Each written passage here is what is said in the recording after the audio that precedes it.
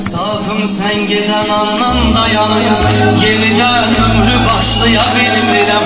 Getmişsən mahvə olmamışam sənə, özümü heç bağışlayabilmirəm. Sen gedəndən sonra mən anlamışam, demədən dəhşəti tənhalıq imiş. Sən imişsən getirən hər baharım, sənsiz hər yer dolu səhralıq imiş. Nə qədər mən adı həsrət çəkəcəm, nə qədər dözmək olar söylə gülüm. Mən hər axşam bu ümiddən yatıram, gecə yazın gələcəksən ya ölüm. Bir qara